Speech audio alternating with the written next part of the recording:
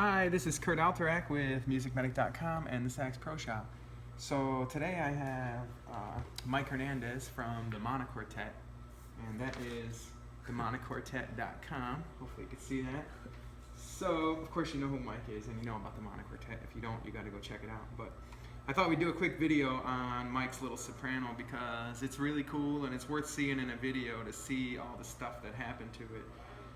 Me and Mike have known each other since college, which was like a year or two ago. Like last week. Yeah, last summer. And I've seen Mike play this horn for a long time, and I've been really excited to get it in and get my hands on it and get working on it. And Ryan and Sarah did a ton of work to this. So let me show you what happened. I got a list of some of the modifications. One of the big things is that the neck was really bent down, right? Yeah. Maybe where? Like that. Yeah, it was really quite bent down, and Mike was just kind of living with that for years. So we took the neck off and then we bent it up, and Ryan made this funky guard for it that kind of has that Buescher aristocrat style, a lot like our wall over here, if you can kind of see our wall. So it's kind of, Mike's taking a little bit of the Pro Shop home with him, but we put this beefy guard on there too to protect it, so that's cool. Of course, the thing you can see is it's got a lot of bling. So the bling was added with our proprietary ryanite, which is a really hard material. It's obviously a really beautiful material, and it's like an inlay type of thing. It's got a nice grain to it. The using it for the pearls is a bit of a, we'll see how that goes, because it will melt at a lower temperature, so we're going to kind of see how that goes and hopefully send Mike away with some replacements. But we made all the rollers out of it, and we made these risers out of it.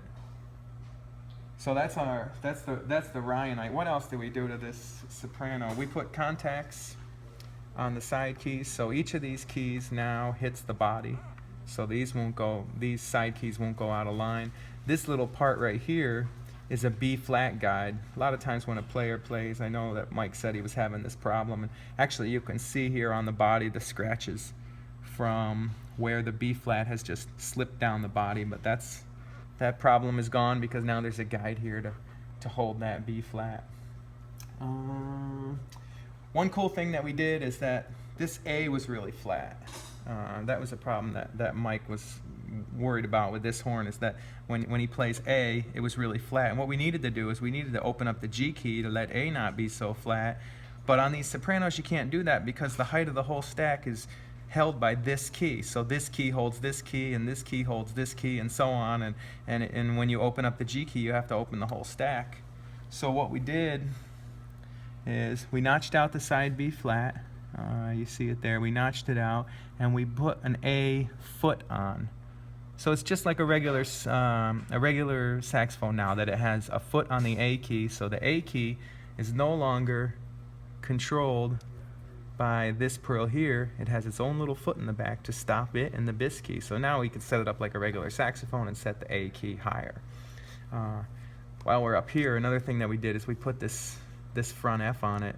So this is a little adjustable front F. It's got a screw here and a slider, so we can change the height of the front F by changing the distance from this fulcrum. These two posts were put on there, and this ryanite pearl touch was put on there. And there's the front F in motion. What else do? Oh yeah. The whole left-hand table.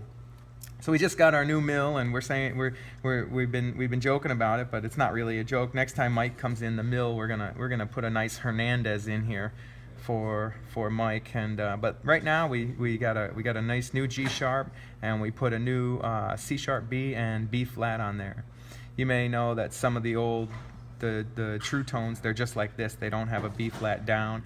And there's another problem in that the geometry of the C sharp key isn't exactly right, and it causes the C sharp to, when you come back, it causes this C sharp pad to bounce.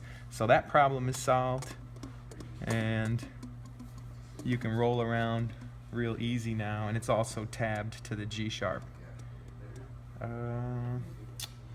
we modified some of the things in the octave mechanism, but it's hard to see it. We had to change the octave mechanism so that it would work with the G, the motion of the new motion of the G key.